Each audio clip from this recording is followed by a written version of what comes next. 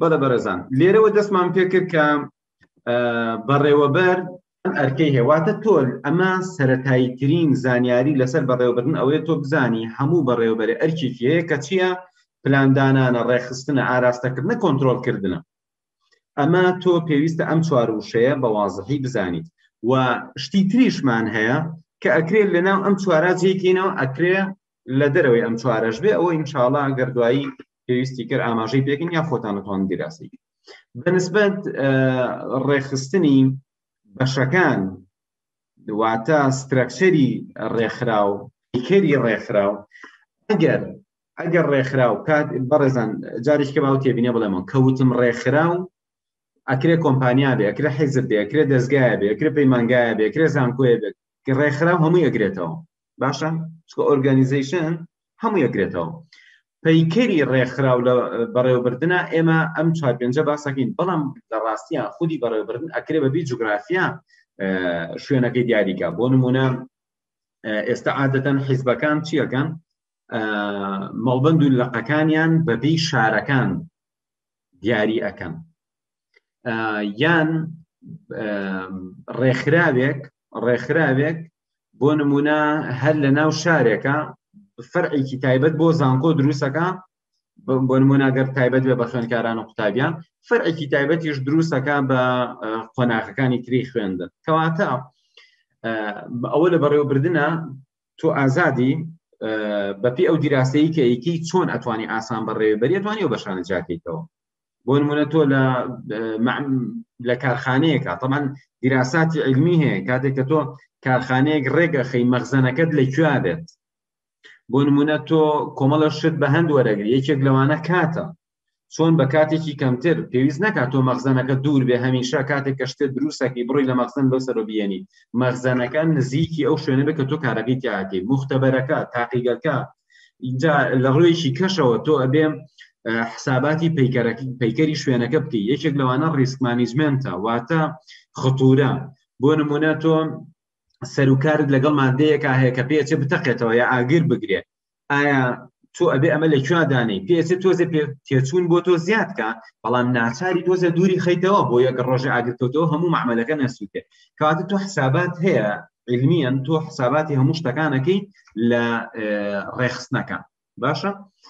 بەڵام لەم ڕۆی کە لە ڕووی ئیداریەوە تۆ چەند مدیرێکت هەیە کە هەرێکیان کارێک بەڕێوە ئەبن لە دەستگاکە، ئەمەیە کە باسمان کرد. ئەکرێ حسابات بێ، ژمێریاری بێ. باشە؟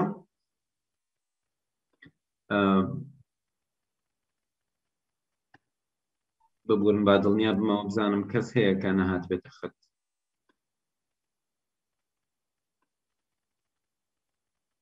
بەڵێ ئەکرێ بەڕێزان ژمێریاری بەشێک، بازارسازی بەشێک، بەڕێوەبردنی فرۆش و بازارسازی و توێژینەوە و پەرەپێدان لەگەڵ پرۆدەکشن مانیجمنت بەڕێوەبردنی بەرهەم، پاشانیش هیومن ریسۆرس مانیجمنت. پاشان باسی چیمان کرد؟ کۆمپیتیتیڤ ئەدڤانتێج. ئەمە وتم زۆر گرنگە ئیشمان پێبێت، واتە جاکەرەوەی کێبڕکێکاری. دواییش باسمان کرد سیستەمێکی کۆن هەبوو جاران لە JHR ناوی خۆی بوو. شتێکی کەش ئەوە بوو کە ئێمە ئێستا وەکو کاپیتەڵ چۆن ئەڵی پارەم گرنگە، خەڵکت بۆ گرنگە، و چۆن تۆ پارە وەبەرهێنانێکی بۆی داهاتێکی باشترێ هەبێ، ئەبێ بیر لەوە بکەیتەوە ئێستاکە لە پارەش گرنگتر ئەو خەڵکانن کێن بیرت بۆکەنەوە، ئیشت بۆکەن، بۆت بەڕێوە ئەبن. ئەو کەسانی کە لەو شوێنە ئیشەکەن ئەمانە ئێستاکە دەوری سەرمایەکی گەورە بۆ تۆ بین. پاشان باسمان لەوە کرد کە کاتێک ئێمە کەسێک گێنین ئیشمان بۆ بکە، بەپێی مێژووی تەنها ئەم 100 ساڵە، ئەم 120 ساڵە ئەبینین چەند جیاوازە. لە 170ەوە پێویستبوون بە زەینی مرۆڤ گەشتووەتە لە 175، و ئەمە ڕۆژ بە ڕۆژ زیاتری شەبێت. بەزان تەماشاکەن لە بەڕێوەبردننی مۆدێرنە، بەڕێوەبردننی هیومن ریسۆرس واتە بەڕێوەبردنێکی سەردەمیانەی سەرچاوەی مرۆیی بیرمان ئەبێ لای ئەمە بێت. Human Resource Strategy and Planning واتە پلان و استراتیژیای بەڕێوەبردننی سەرچاوەی مرۆیی.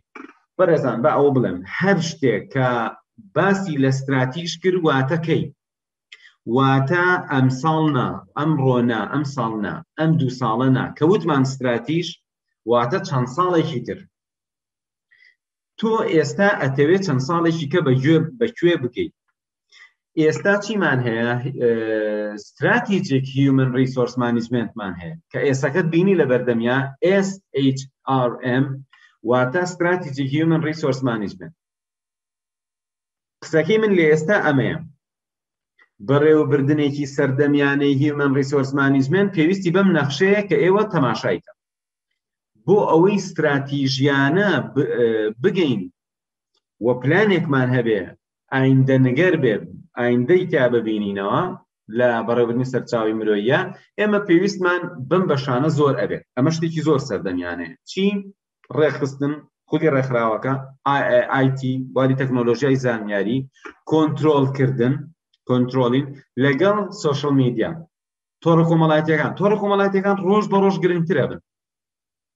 ئێستا زۆرینەی کۆمپانیاکانی دنیا گرنگی بە تۆڕە کۆمەڵایەتیەکانە بە لینکدین بەتایبەتی لە HR زۆر گرنگی بە لینکدین لە ئەمریکا بەتایبەتی تۆ کە بتەوێت کارێکی دەستکەوێت لە شوێنێک ئەچی لە لینکدین بە دوایە ئەگەڕێ و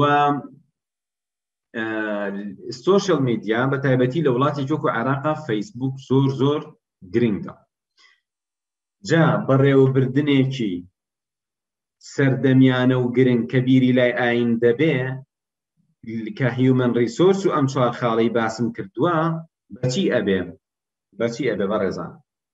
بەخش و هاندان، فێربوون و ڕاهێنان، دیاریکردنی کاندید ئەو کەسەیە کە تۆ احتیمالی هەیە دایت مەزرێنی واتە هەر لە پێش مۆزوعی دامەزرانەوە. اینجا پەرەدان بە تواناکانی ئەمانە چی بکەی بۆی ئەم کەسانە ئەم کەسە لێهاتوانە بمێننەوە و چۆن لێهاتووی زیاتر بەدەست بێنی. ئەمانە کۆمەڵی بابەتی گرنگن لە HR و ئێمە لە دەرسەکانی ئایندا بە وردەکاری لەسەر ئەمانە باسەکەین. ئێستا هەوڵێم کە یەکەیەکە باسێک لەمانە بکەین. یەکەمیان Human Resource Management چییە؟ بەڕێوەبردنی سەرچاوەی مرۆیی چییە؟ چیەتی بەڕێوەبردنی سەرچاوەی مرۆیی ئەمەیە بەڕێزم. ئێمە وتمان خودی بەڕێوەبردن لە ڕێی وەزیفەکانیەوە کە پلاندانان و ڕێخستن و ئاراستەکردن و کۆنترۆلکردنە لە ڕێی ئەمانەیە ئامانجەکانی کۆمپانیا یا دەستگاکە بین نەدی. لە هیومن ریسۆرس مانیجمنتە ئەڵێن چی؟ ئەڵێن ئەمانەوێ لە ڕێی ئەو کەسانەی کە لە ناو دەستگاکە کارەکەن کە ئەڵێن هیومن ریسۆرس مەبەستمان لە کەسەکان لە مرۆڤەکانی ناو دەستگاکەیە واتە مشتری پەیوەندی بە هیومن ریسۆرس مانیجمنتەوە نییە واتە دەستگایەکی تر لە دەرەوەی ڕێک کۆمپانیاکە پەیوەندی بە HR-ەوە نییە. کەواتە HR پەیوەندی بە چیەوەیە؟ ئەو کەسانەی لە دەستگاکە کارەکەن. کێ لە دەستگاکە کارەکە؟ یان کەسێکە دامەزراوە هەمیشەیە ئیتر کرێکارێک بەسیتە یان بەڕێوەبەرە یان کەسێکە عەقدێ هەیە لەگەڵیا یان کەسێکە بۆ نمونە پارتایم ئیشەکە. گرنگ ئەوەیە بۆ تۆ کار بکە بە هەر جۆرە عەقدێ بێ ئەوە هیومن ریسۆرس ئەیگرێتەوە. تۆ ئەتەوێ ئامانجەکانی کۆمپانیاکە ڕێکخراوەکە بێنیتە دی لە ڕێی ئەم کەسانەوە کە ئیشەکەن لەم دەستگایە هەر لە بەڕێوەبەرەوە هەتاوەکو کارمەندێکی سادە. ئێستا ڕوونا بەڕێوەبردنی سەرچاوەی مرۆیی چییە؟ هاوکات شتی تر هەیە کە لەسەر بەڕێوەبردننی سەرچاوی مرۆیی بیڵێ. تەماشاکەن بەڕێزان، یەکیشکە لەوانە ئەسلی بەڕێوەبردننی سەرچاوی مرۆیی هەیە. ئەسڵەکەی بۆ ئەوە ئەگەڕێتەوە کە لە ساڵی هەفتاکانە ئەم بەشەیان بەرەبەرە گرنگی پێیە و ئیتر لە نەوەدەکانە بوو بە بەشێک لە کۆمپانیاکە. واتە لە هەفتاکانە زیاتر خودی بەڕێوەبردننی سەرچاوی مرۆیی لە 1970 بەکارێت، بەڵام زۆر بەکەمی. لە 1970کانە تەنها وەکو ناوێک هەبووە، لە هەفتاکانە کەم بنەما و بنچینەی بۆ دروستەکەن.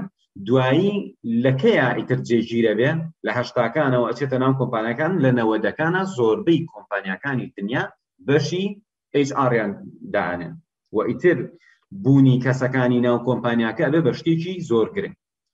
ئێستا بابەس لە چی بکەین؟ گرنگی بەڕێوەبردننی سەرچاوی مرۆیی چییە؟ یەکێ لەو شتانی کە زۆر باسم کرد و وتم بیرتان بێت چی بوو؟ کۆمپیتیتیڤ ئەدڤانتێج، واتە جاکەرەوەی کێبڕکێکاری. لێ کۆڵینەوەکان سەلماندیان کە کەسەکانی ناو ڕێکخراوەکە ناو دەستگاکە گرنگترین بەشن لە جاکەرەوەی کێبڕکێکاری. کۆمپانیایەکی وەکو ئاپڵ بەهۆی چیەوە پێشکەوتووە؟ بەهۆی ئەوە نا مادەی تەنها شاشەکەیانی مهمە، ئەو مادەی کە لە دروستکردنی شاشا بەکارێن. بەهۆی چیەوە کەس ناتوانێت منافەسەیان بکات؟ سیستەمەکە کێ دروستیەکە؟ داهێنانەکە کۆمەڵە کەسن. واتە تۆ هەر ڕێکخراوێ هەر دەستگایە بگریت چی جیایەکاتەوە لە منافیسەکانی و ئەتوانێ وا بکات لەو کەسانی کێبڕکێکن ئەم پێشکەوێن. بەڵێ بەرەزان، کەواتە ئێستا گرنگی هیومن ریسۆرس مانیجمنت چییە؟ جیاکەرەوە کێبڕکێکاریەکە لەمایە. هەر کاتێکیش لە جیاکەرەوەی کێبڕکێکاریە تۆ ئیعتیمادی کردە سەر کەسەکانی ناو دەستگاکە، بۆ نمونە شارەزایی خۆت زۆر دەورە بینێ، شارەزایی خۆت، زیرەکی خۆت، یان ئەو زیرەکانی تۆ ئەیان هێنی ئیشکان پێسپێری. ئەگەر تۆ بەمە خۆت جیا کردەوە لە هەر دەستگایشکە کەس ناتوانێت منافەسی تۆ بکات. بەرەزان، ئێستاکە بۆ نمونە لە کوردستان یەکێ لەو شتانی هەموو کەسێ پێی ئاشنایە حیزبە. کۆمەڵێک کەسایەتی لەناو هەر حیزبێکە واز بهێنن حیزبەکە تا ڕادەیەکی زۆر بەرەو داڕمان ئەڕۆ. زۆر ڕوونە. بۆ؟ چونکە لەناو ڕێکخراوی سیاسیە کەسەکان زۆر دەورە بینن. بۆیە کاتێکە حکوومەتێک ویستویەتی حیزبێ لاواز بکە، زۆر جاربیری لە تیرۆری کەسایەتیە کردوتەوە. تیرۆرکردنی کەسایەتیەک بۆ ئەو ئەبێ بە سەرکەوتنێکی گەورە، چونکە ئیتر زۆر قورسە ڕێکخراوێکی سیاسی هەستێتەوە. ئەمە پێشتر زانراوە، بەڵام ئێستاکە کاتێیەتە سەر بزنس، سەر کۆمپانیا، تۆ ئەبێ یەکسەر بیری لای ئەوە بێ تۆ ئەبێ بە کەسەکان خۆت جیاکەیتەوە، دڵسۆزی کەسەکان، زیرەکی کەسەکان، ئایدیا بیرۆکی کەسەکان.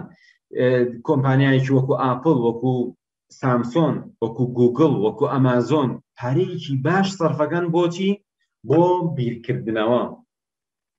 بیرکردنەوە. واتە ئێمە لە کوردستانە زۆر کۆمپانیامان هەیە لە کۆنەوە هەیە، بەڵام زۆر گرنگی نایە بە بیرکردنەوە. بۆیە ئەمانە لە شوێنی خۆیان ئەمێننەوە، جاری وایە دوو گەنج یەک تۆز لە تەکنۆلۆژیا شارەزاییان هەیە ئەیەنەوە بەلایەنە، ئەمە کارەسات دروستەکە. هۆکارەکە چییە؟ تۆ ئەبێ بە جیاکەرەوەی بە کەسەکان خۆت جیاکەیتەوە. ئیتر ئەمە کۆپی ناکرێت، بەڕێزان، مرۆڤ کۆپی ناکرێت بە ئاسانی. یعنی ئەکرێ، ئێستا من نمونەیەکتان بۆ بێنمەوە، بانسی ئیستۆپی ئۆتۆمبیل لە یەکێک لە خەبیرەکان ڕۆشتە چین، بانسی هینی هێنا، شەریکەی بیجۆ پێژۆ، بردیەوە بۆ فەڕەنسا، بردی بۆ شەریکە، دوو دانەی بردبوو، یەکێکیان چینیەکە بوو لە چین دروستکرا بوو، یەکێکیان فەڕەنسی ئەسڵیەکە بوو. بردی وتی ئادەی پێم بڵێن کامیان خۆتان دروستان کردو و کامیان تەزویرە. خودی شەریکەی بیجۆ بە هەموو شێوێ تاقییان کردەوە، نەیانزانی، هەتا بەستیان لە سیارەیەک و بەکاریان هێنا، بە دەنگەکەیان کاتێکە ئیستۆپەگری بانسەکان دەنگیانە هات بەس بەوا زانیان کە کامە تەزویرە کامە ئەسڵیەکەیە.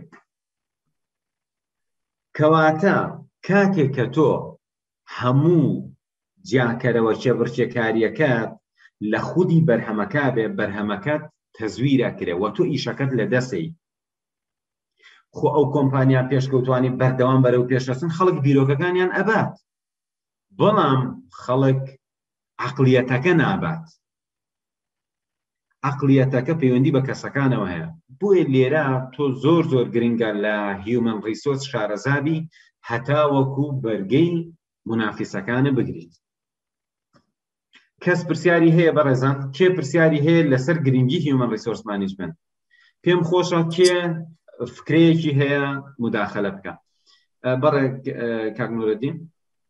مامۆستا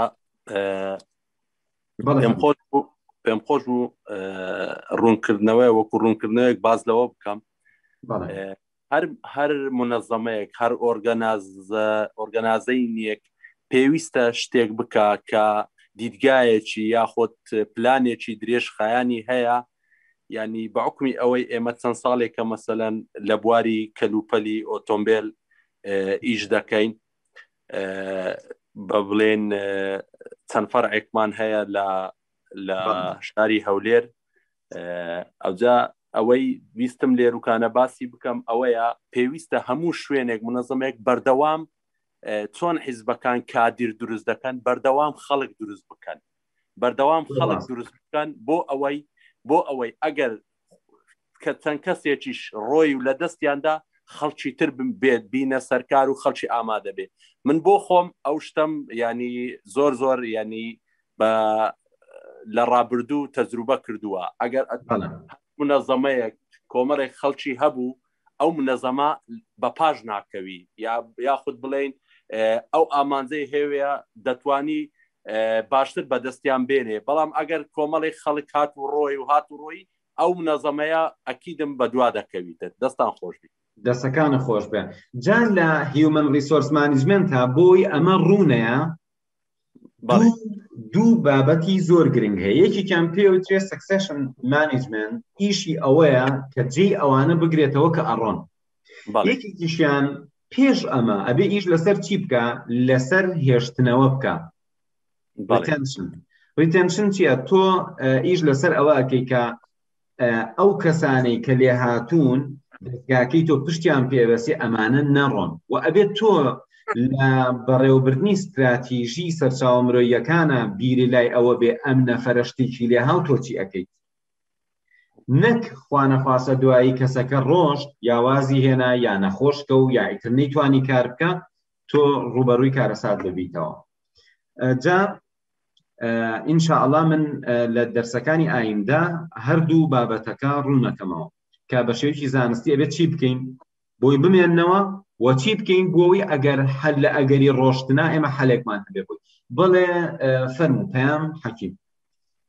بڵێ مامۆستا عەفوان باسی کۆمپانیایەکان کرد، مەسەڵەن کۆمپانیای ئەپڵ گوتت هەرێکیان سیستەمەکی تایبەت بەخۆی هەیە لە بەرەوەی ئەوەندە بەناوبانگ بووە. بەس لە HR-ەکەی باسیەوەت کرد کە مەفروزە جیاکەرەوەکی کەسایەتی هەبی، مەسەڵەن لەوەی بتاکێ بڕکێکار و منافسەکی ئەو های نەبی. ئەو وەختی ئەدی مادەم ئەوان سیستەمیان هەیە و ئەمەش لێرانە ینی لە بۆ کەسایەتێکە ئیش بکەین بەڕێی تو هەردووکی پێکەوە هەبی یان بەچەنە کەسایەتێکە زۆر میهمە لەوەی ئەوەی دیکەش هەبی یانەوەتە حەسەب شەریکەکە دەگۆڕدرێ. دەستەکانە خۆش بە. جا بەڕێزان ئەمە مۆزوعێکی گرنگ ئەو روژێنێ، ئەویش ئەوەیە ئایا کە تۆ کۆمپانیایەکت هەیە گرنگی بەچی ئەیت، بە چ بەشێک؟ تکایە هەر کەسە و ڕێی خۆیم پێ بڵێ من مەمنونە. بەڕێی تۆ ئایا گرنگی بە بازارسازی ئەی، ئایا گرنگی بە بەرهەمەی، ئایا گرنگی بە بەڕێوەبردننی سەرچاوە مرۆییەکانەی وە کامیان ئەبێت تۆ گرنگی پێبی؟ تکایە کەیتر تکایە پێشەوەی بگەڕێمەوە بۆ کاک نورەدین و پەیام خان، تکایە ئەوانی کەش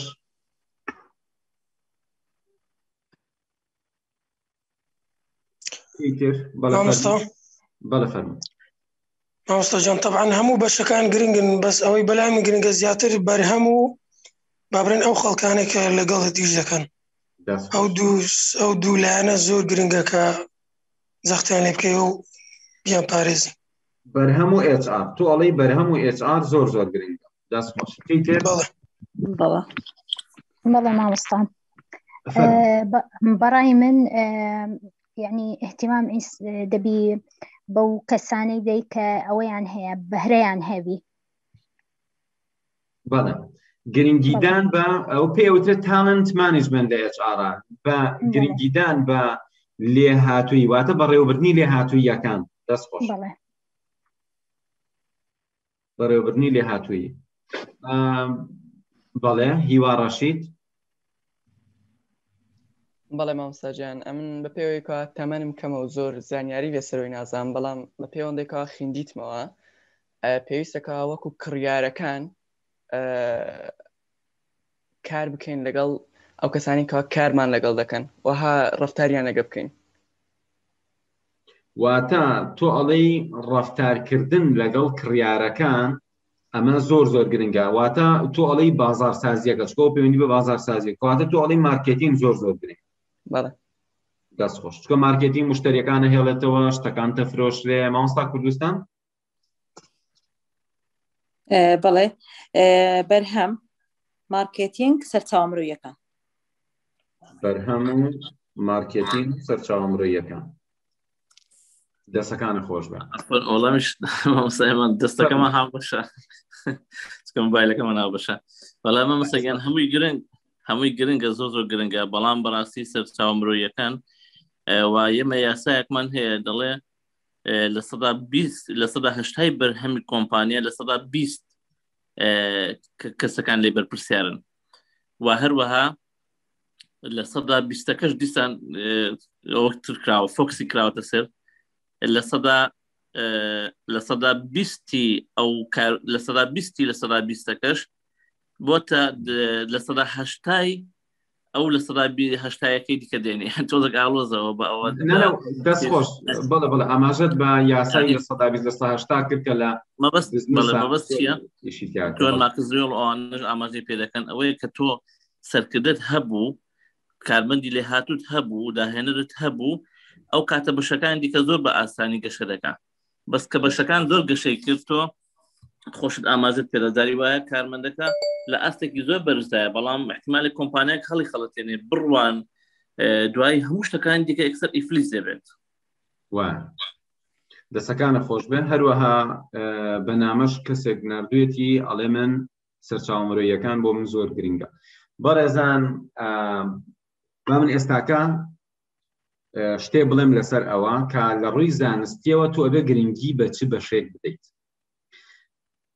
یەکێک لەو مۆزوعانەی کە لە ئیدارە زۆر گرنگە ئەویش پێی ئەوترێ ئیدارەی استراتیژی استراتیجیک مانیجمنت استراتیجیک مانیجمنت واتە تۆ لە ئیدارەکردن تا بەرەو کوێ ئەڕۆیت لە ئێرەوە ئەکەویتە ڕێ بەرەو ئایندێژی دوور تۆ بەرەو کوێ ئەڕۆیت ئەکرێ ئەم بەپێی استراتیژیەکە تۆ دیاری بکەی لە ئێستا ئەبێ گرنگی بی بەچی واتە ئەکرێ شەریکەیەک لە ئێستا ئەگەر گرنگی تەواو بە HR نەیە فەشەل بێنێت ئەکرێ شەریکەیەک لە ئێستا ئەگەر یەکسەر گرنگی بە مارکێتین نەیە نەتوانێت قازانچکە و جاریشکە فەشەل بێنێت کەواتە بیرت لای چی بێ استراتیجیک مانیجمنت استراتیجیک مانیجمنت بەڕێوەبردنی استراتیژیانە پێمان ئەڵێ لە ئێستا ئەبێ ئێمە گرنگی بین بەچی هەتاوەکو لە ئایندا بگەین بە ئامانجەکە جا وەکو ئاماژەشتان پێکرد زۆر بەتان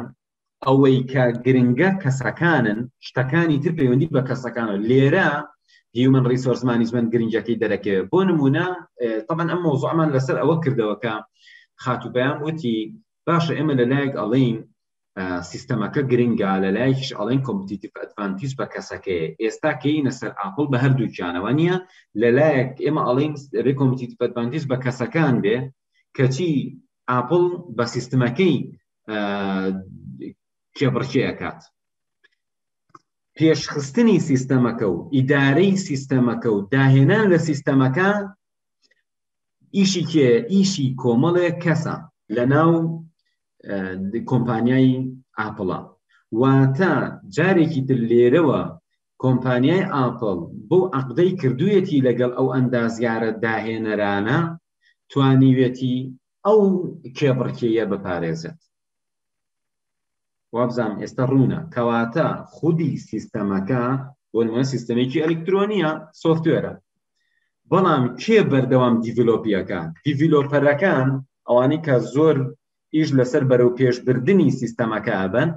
کۆمپانیای ئاپڵ ئەم کەسانە نایەوێت ئەم کەسانە لەدەست بن و هەر ئەمەشە جاکەرەوە کێبڕکێکاریە گرنگەکەی دروست کردووە. ئازیزان ئەگەڕێمەوە بۆ بابەتەکەمان. بەڵێ گرنگی هیومن ریسۆرس مانیجمنت کەواتە چی بوو؟ جیاکەرەوەی کێبڕکێکاری و پێ ئەچێ لە بەڕێوەبردننی استراتیژیا تۆ بگەیتە ئەو قۆناغی کە تەنها گرنگی بەی بەمە چونکە مادەم جاکەرەوەی کێبڕکێکاری ئەمەیە ئەبێت تۆ زۆر زۆر استراتیژیانە کار لەسەر هیومن ریسۆرس مانیجمنت بکەیت. بۆیە ئێستاکە بەڕێوەبردننی استراتیژی سەرچاوە مرۆییەکان بابەتێکی گرنگە و ئینشاءالله من ئاماژەی پێ. Human Resource Management as an organizational department یا organizations department یەکی تکە لە شتە گرنگەکان ئەوەیە بەڕێوەبردننی سەرچاوی مرۆیی ئێستا بەشێکە لە ناو دەستگاکە. ئەمەی کە هەر لە سەرەتاوە باسم کرد بەشێک چۆن بەشی مارکێتینە هەیە، بەشی حساباتە هەیە، بەشی بەرهەمە هەیە، بەشی توێژینەوەت هەیە، توێژینەوە گەشەبێدان بەشێکیش هەیە بە ناوی Human Resource Management. هەروەها شتێکی تر ئەوەیە کە ئەکرێ Human Resource Management بەڕێوەبردننی سەرچاوی مرۆیی پیشە بێت. بۆ کێ؟ بۆ ڕاهێنەری تایبەت ئەکرێ پیشە بێ. ڕاهێنەرێکی تایبەتە بەس کاری ڕاهێنانە لە بواری Human Resource Management داواتە پیشەکەی ئەوەیە. یەکێکی کە بەس بەڕێوەبردننی سەرچاوی مرۆییە ئەمە پیشەیەتی بەڕێوەبەری سەرچاوی مرۆییە. ئەو هەر پێ ئەوترێ Human Resource Manager. پاشان ئەکرێ ڕاوێژکار بێ لەسەر Human Resource Management پیشەکەی بەزەوە بێن. کەواتە ئێستا Human Resource Management بووەتە پیشە بۆ چەند جۆرە پیشەیەک کە کەسانێک هەن ئەیانەوێ ئەوە پیشەکەیان بێت. ئێستا تۆ کە بیر لە مۆزوعەکە ئەکەیتەوە بۆ دەرەکەوێت Human Resource Management چەند گرنگە. لەلایەک ڕۆژ بە ڕۆژ زیاتر پێویستمان بە زەینی مرۆڤەکانە بێ واتە بەڕێوەبردنەکە حەساسە بێ، پێویستی بە معریفە و عیلم و زیرەکی و لێهاتووی هەیە. لەلایەک گرنگەکەی ئەوەیە کە جاکەرەوەی کێبڕکێکاری دروستەکە، لەلایەک بەشێکە لە ناو کۆمپانیاکە، لەلایەکی کەشەوە پیشەیە. و شتێکی کەشمان هەیە کە پێ ئەوترێ سکیڵ، واتە بۆ نمونە تۆ ئەڵێ وەڵام فڵان کەس بۆ حسابات باشە چونکە بیرکاریەکەی زۆر باشە، مەسەلەن بۆ ئەمین سندوق باشە چونکە جێگەی متمانەیە. ئەی باشە من ئێستا لە تۆ ئەپرسم لێهاتووی بۆ بەڕێوەبردننی سەرچاوی مرۆیی بەڕای تۆ هەبێت چی بێت؟